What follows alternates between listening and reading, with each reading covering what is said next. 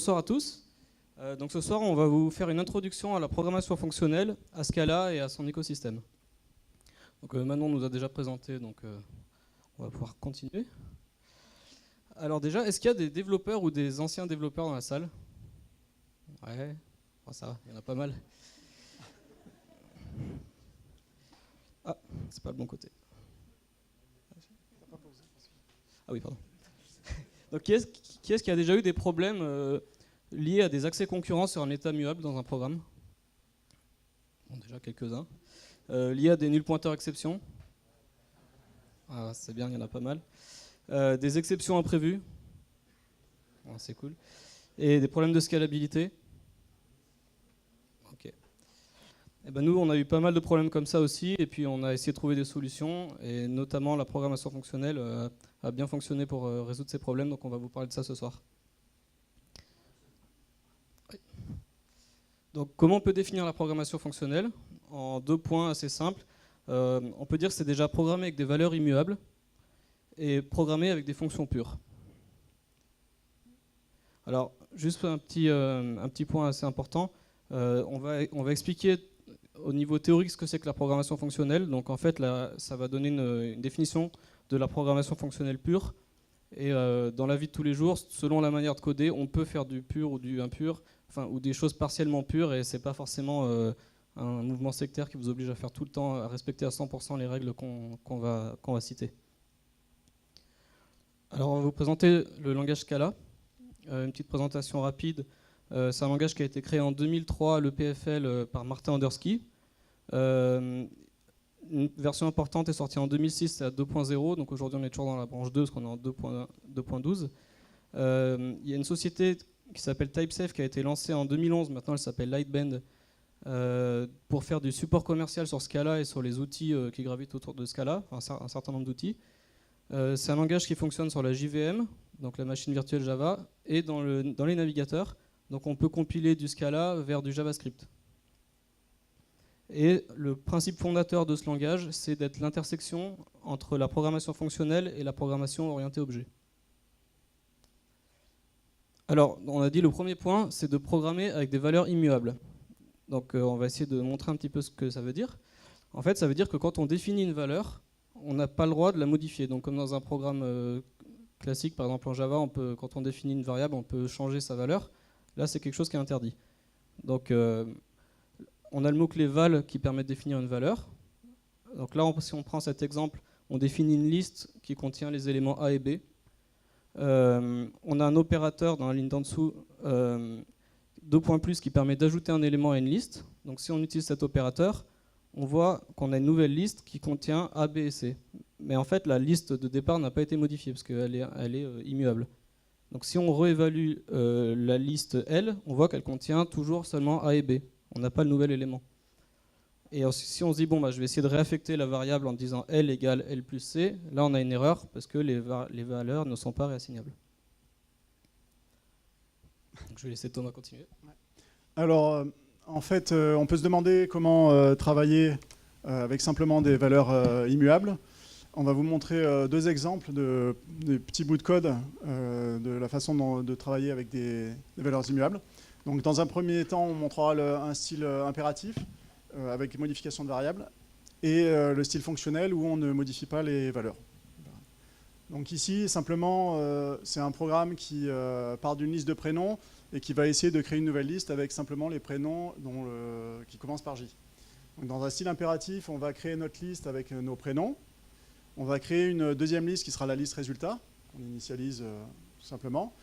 On itère sur les prénoms et ensuite, à chaque itération, on va rajouter les prénoms qui commencent par J à notre liste résultat. Donc à chaque itération, on modifie la liste résultat. Dans un style fonctionnel, on va dire plus ce qu'on veut faire que comment le faire. Donc on va de la même façon initialiser notre liste de prénoms et on va utiliser une fonction filter à laquelle on va passer un prédicat, ce qui veut dire garde-moi les éléments qui commencent par J. Et donc comme le montrait Loïc tout à l'heure, en fait la liste de départ n'est pas modifiée. Donc là elle est créée comme ça, mais si on l'avait mis dans un val, en fait la liste de départ n'est pas modifiée. Le résultat du filter, c'est une nouvelle liste qui contient uniquement les prénoms qui commencent par J. Si tu peux passer Donc un deuxième exemple, toujours dans la même veine. Donc, si on veut si on veut additionner les éléments entre 0 et 9 en l'occurrence, dans un style impératif, on va initialiser un compteur à 0, on va boucler sur les éléments entre 0 et 9, et à chaque fois, on va modifier notre compteur en rajoutant l'élément courant. Dans un style fonctionnel, on va initialiser notre range, donc c'est les éléments de 0 à 10, enfin 0 à 9, et on va demander à Scala de nous créer un compteur, et donc d'additionner les éléments, donc de créer ça c'est le résultat. On lui donne la fonction à effectuer. Donc ça, c'est l'élément courant, ça, c'est le compteur au moment donné, et ça, c'est la valeur du nouveau compteur. Donc à chaque itération, il va créer un nouveau compteur en rajoutant l'ancien compteur plus l'élément courant. Donc il part d'une valeur de 0, c'est la reduce qui fait ça, et à chaque fois, il va créer un nouveau compteur. Donc il n'y a pas de variable immuable dans ce code. Pardon ? Ah oui, d'accord. Donc voilà. Ouais, merci. Donc on a vu que le premier élément pour la programmation fonctionnelle, c'était d'avoir des valeurs immuables. Le deuxième élément important, c'est d'avoir des fonctions pures. Donc les fonctions pures, comment elles sont définies ? Elles sont définies par trois principes. Le premier élément, c'est qu'elles sont totales, donc ça veut dire qu'elles renvoient toujours un résultat. Le deuxième principe, c'est qu'elles sont idempotentes, ça veut dire que pour un groupe de paramètres en entrée, elles retourneront toujours le même résultat. On peut les appeler autant de fois qu'on veut, on obtiendra toujours le même résultat. Et le troisième principe qui est aussi important, c'est qu'elles sont sans effet de bord, donc elles ne modifient rien qui leur est externe. Ce qui veut dire qu'on peut se concentrer sur le corps de la fonction, sur l'algorithme. Il n'y aura rien de modifié à l'extérieur. Les avantages de la programmation fonctionnelle et d'utiliser des fonctions pures, c'est que les fonctions, elles sont plus faciles à tester et à maintenir. On peut se concentrer uniquement sur le corps de la fonction, on n'a pas besoin de regarder ce qui se passe forcément autour. Elles sont plus prédictibles, on a vu qu'elles étaient idempotentes, donc elles retourneront toujours les mêmes sorties pour les mêmes entrées. Et elles sont plus faciles à faire scaler, donc à utiliser pour de la programmation distribuée ou des calculs parallèles. Donc ça, c'est lié aussi au fait qu'on utilise des valeurs immuables. Donc ça aide à faire de la programmation parallèle. Je pense que c'est bon. Pardon. Donc en fait, ces principes nous imposent certaines contraintes. Il va falloir respecter certaines règles quand on va coder. Donc en particulier, comme chaque fonction a un type de retour, et celui-ci doit toujours être présent, on ne peut pas lever d'exception, parce que quand on lève une exception, forcément on n'a pas le retour attendu. On ne renvoie pas nul non plus, puisqu'on perd le type. Les fonctions ne dépendent pas d'un état externe, donc ça on l'a déjà signalé. Et enfin, les modifications d'état sont portées par le type de retour. C'est-à-dire que quand on va retourner le résultat, s'il y a des modifications d'état, c'est ce retour qui va indiquer quelles modifications sont à faire. Je te rends la parole, Loïc. Alors, quand on parle de programmation fonctionnelle, il y a un sujet qui revient souvent aussi, c'est la théorie des catégories. Donc c'est quelque chose qui appartient à la fois à la programmation fonctionnelle et aux mathématiques. Donc c'est un ensemble d'outils mathématiques qui permettent d'écrire des fonctions pures de manière plus aisée et dont les propriétés ont été prouvées par des raisonnements mathématiques, par des démonstrations mathématiques. Donc comme en ce cas-là, on est dans un langage de programmation fortement typé et qu'en plus on peut se reposer sur des théorèmes mathématiques, ça permet d'avoir un code qui est plus sûr et d'avoir moins de surprises en production, moins de bugs. Donc dans ces structures-là, les plus connues, celles qui reviennent le plus souvent, c'est les foncteurs, donc, qui sont des structures sur lesquelles on peut appliquer des fonctions de transformation, et les monades, qui sont simplement des foncteurs qu'on peut combiner entre eux. Alors, un petit exemple de foncteur avec une image. Donc, on peut voir un foncteur un peu comme une boîte. Donc là, on a une boîte avec un 2 à l'intérieur, et on va appliquer une fonction de transformation qui est en fait le fait d'additionner 3 sur la valeur. Donc une fois qu'on a fait cette fonction de transformation, on obtient une nouvelle boîte dont la valeur est 5. Donc en dessous, vous avez un petit peu de code Scala pour vous montrer comment on applique cette fonction map. Donc pour un paramètre x, on applique x plus 3. Donc ça, jusque-là, c'est assez simple. Ensuite, on a les monades. Donc les monades, c'est des options qui sont... les monades, c'est des foncteurs qui sont combinables. Donc on peut faire de la composition de monades. Donc on va prendre un exemple, c'est le type option. Alors on a dit tout à l'heure qu'on évitait de renvoyer des valeurs nulles en ce cas-là. Donc le type option, c'est un type qui permet d'exprimer que quelque chose est peut-être défini ou non défini. Donc là, on a une fonction, find_user, qui va renvoyer un utilisateur à partir d'un ID. Et il se peut que cet ID soit inconnu. Donc au lieu de dire qu'on va renvoyer une référence nulle si on ne trouve pas l'utilisateur qui est associé à l'ID, on renvoie un type option. Donc on exprime en fait dans le type de retour le fait qu'on aura peut-être un utilisateur ou peut-être pas d'utilisateur. Alors ensuite, le type option prend deux sous-types pour les deux cas possibles.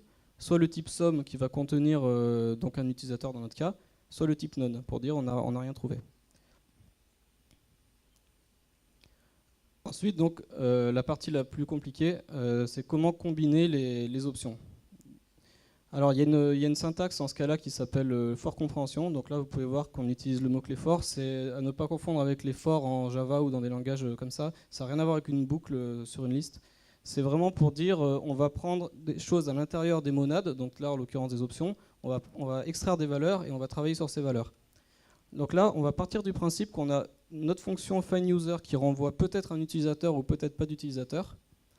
Sur ce même utilisateur, on a un champ adresse qui est soit défini, soit pas défini. Donc on pourra avoir un utilisateur en base de données qui n'a pas d'adresse définie. Et ensuite, on voudrait obtenir la rue à partir de l'utilisateur. Et donc à partir de l'adresse de l'utilisateur. Donc on a deux possibilités d'avoir un échec. C'est soit l'utilisateur n'est pas défini, soit il n'a pas d'adresse définie. Donc grâce aux flèches qu'on peut voir, les flèches qui vont vers la gauche, ça permet en fait d'extraire les valeurs. Donc on extrait une variable user, ensuite on considère qu'on a un user, on extrait à partir de l'adresse, on extrait une adresse, et ensuite on dit grâce au mot-clé yield, ça veut dire c'est ce qu'on va récupérer en sortie du for, on dit je voudrais la rue de l'adresse. Alors en fait, s'il y a une de ces choses-là qui n'a pas été définie, donc une option vide à n'importe quelle étape, ça va s'arrêter, on va sortir et on aura un none à la fin, un none global qui va dire globalement j'ai pas réussi à faire.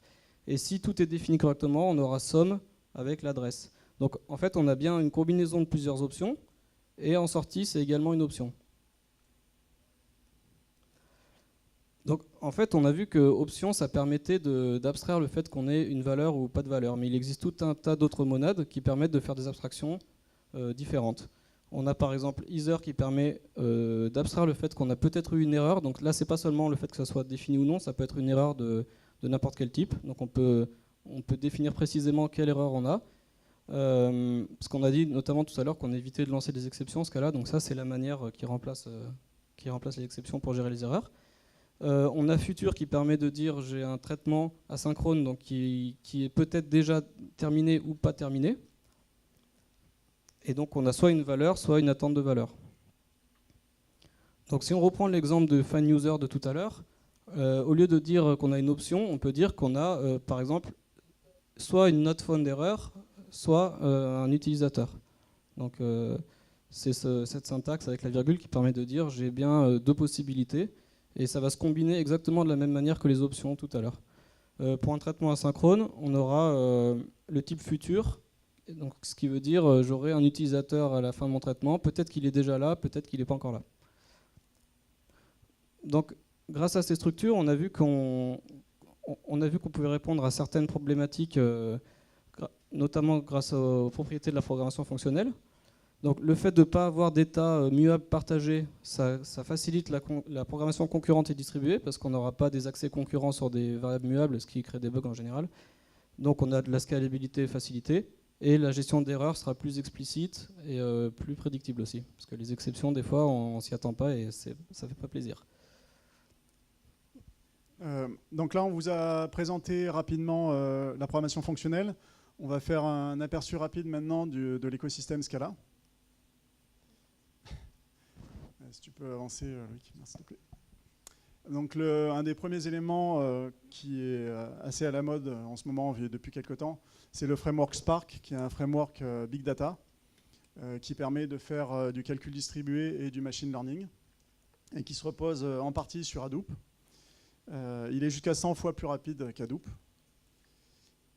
On peut voir un petit exemple, donc on va pas vous montrer tout dans le détail, mais on peut voir un petit exemple de code Spark.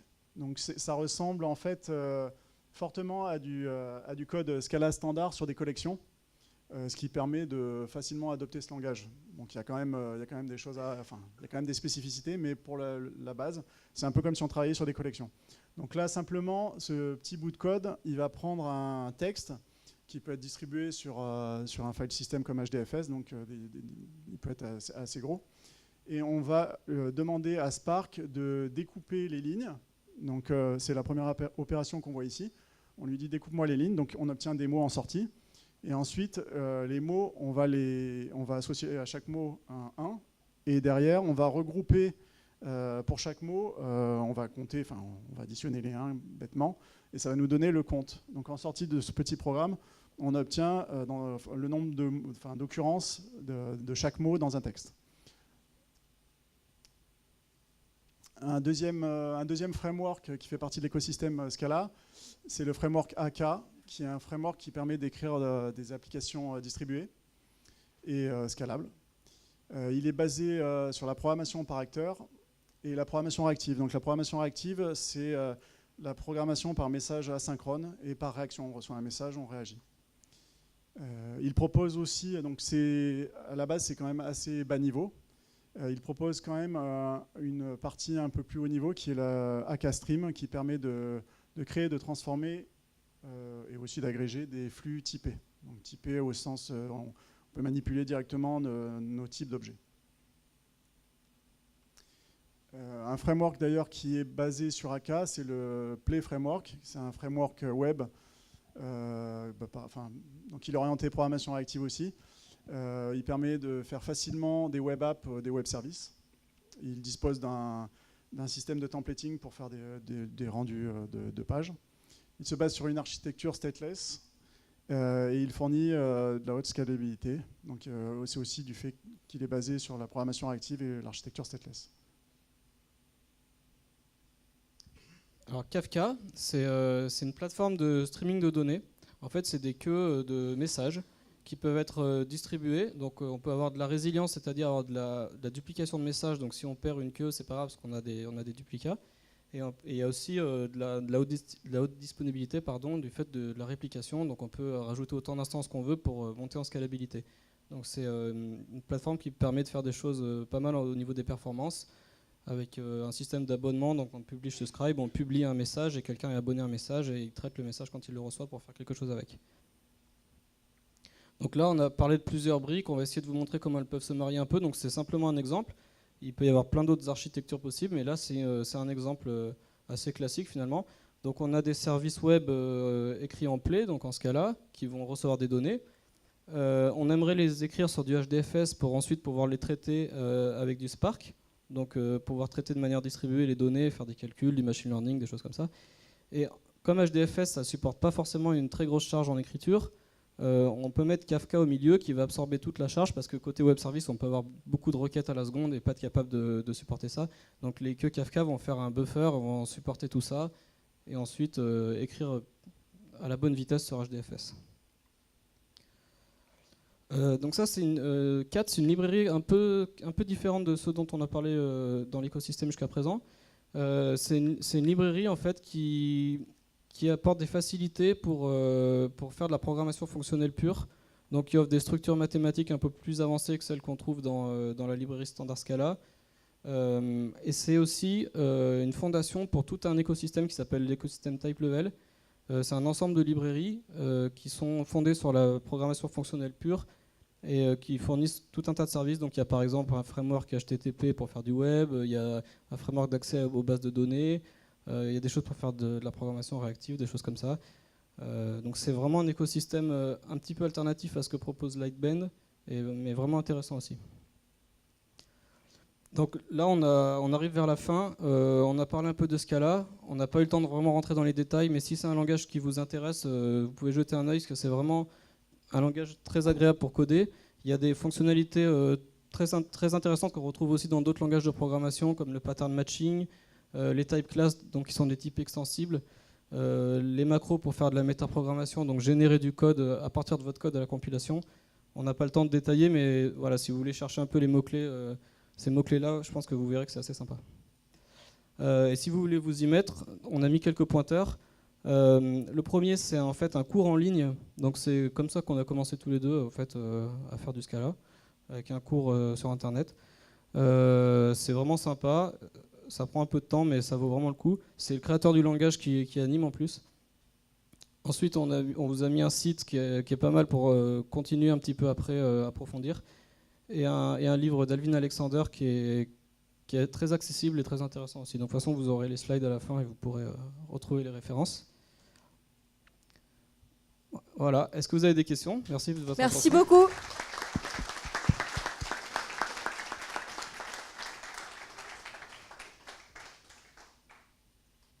Des questions? Oui.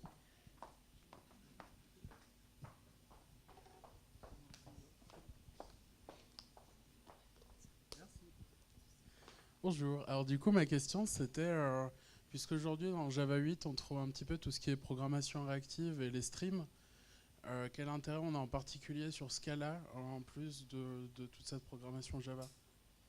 Alors en Java 8, il y a des choses qui ressemblent à ça un petit peu, mais ça va beaucoup moins loin. Et en fait, ça peut être intéressant justement de passer par Java 8 pour ensuite voir si c'est quelque chose qui vous plaît, ces concepts-là, d'aller dans un langage plus fonctionnel. En fait, Java, c'est pas vraiment un langage fonctionnel. Ils ont rajouté des petites doses de choses fonctionnelles, mais par exemple, tout ce qu'on a vu sur la gestion d'erreurs avec des monades, c'est pas quelque chose que vous trouverez dans Java.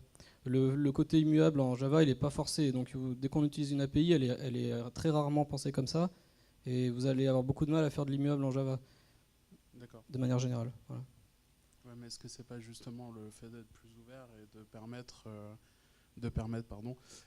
d'avoir plusieurs possibilités de développement et justement pas se refermer sur une seule de ces possibilités?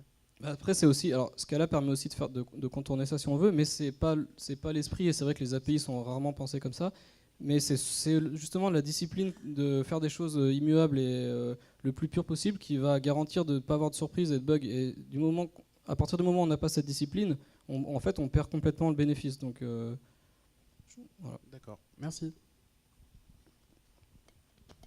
Une autre question. Si on veut se restreindre à de la programmation fonctionnelle pure et immutable, ouais. Si j'ai bien compris, ça veut dire qu'on ne peut pas écrire un log. Donc on fait quoi? On fait une application sans log? Sans log? Ouais. Si. Alors oui, on n'est pas rentré dans les détails là-dessus. Effectivement, tu pourrais dire ça aussi pour les bases de données. On peut pas modifier un état externe, donc on ne peut pas écrire dans une base de données. En fait, il y a des choses pour faire ça. On disait à un moment que dans le type de retour, quand il y a une modification d'un état externe, on l'encodait dans le type de retour. Typiquement, le type IO en ce cas-là, donc pour entrée-sortie, c'est un type qui permet d'encoder le fait qu'on va modifier quelque chose à l'extérieur. Donc, en fait, c'est un type qui permet de faire les choses de manière lazy, c'est-à-dire que on dit je vais faire ça, la fonction ne le fait pas, donc la fonction reste pure, on peut l'appeler une fois ou 14 fois ou changer les noms de variables qui correspondent à cette fonction par l'appel de la fonction lui-même, enfin toutes les choses qui permettent de refactorer facilement en programmation fonctionnelle, parce que ça, en fait ça fait rien. Et c'est tout à la fin, quand le programme va s'exécuter, que ce qu'on appelle les effets, en fait, toutes les modifications vont s'enchaîner. Mais toutes les petites fonctions du programme restent pures elles-mêmes et c'est que vraiment l'orchestration finale qui va effectuer tout ça, quoi. Ok, merci. D'autres questions? Oui, j'arrive.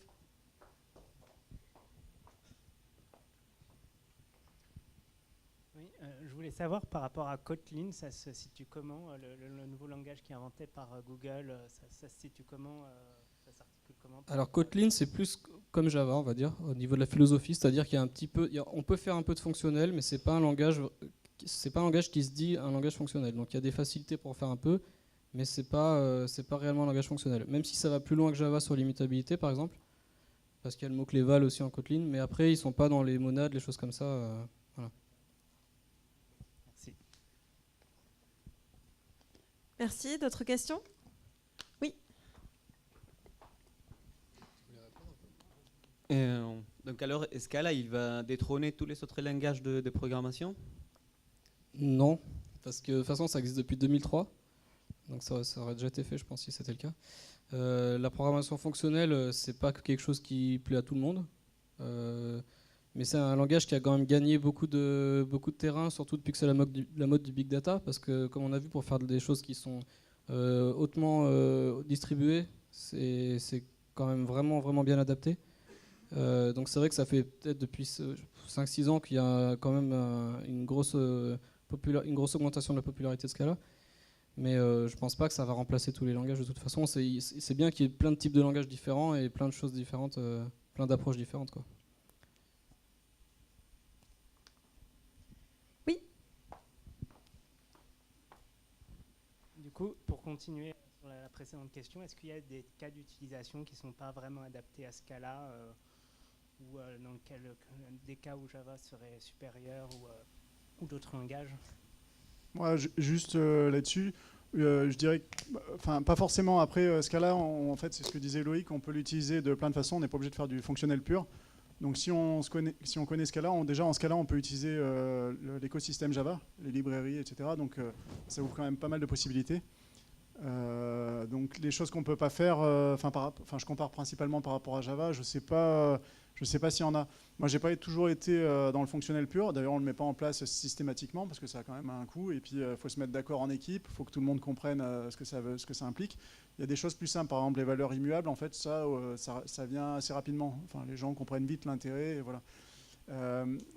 Du coup, en fait, sur cette question, moi, quand je démarre un développement, je préfère le commencer en Scala, même un dev simple. Après, pas forcément en le faisant en fonctionnel pur. Mais parce que ce qu'on n'a pas montré, là, on s'est focalisé sur l'aspect justement programmation fonctionnelle, enfin vraiment la référence. Mais il y a plein d'autres avantages, ce que listait Loïc, le pattern matching. Donc voilà, Java aussi évolue, mais Scala évolue plus vite, je pense, et propose de base beaucoup plus de choses qui facilitent la vie. Donc c'est vrai que c'est assez agréable, même si on ne fait pas du fonctionnel pur partout, de bénéficier de ça. Oui.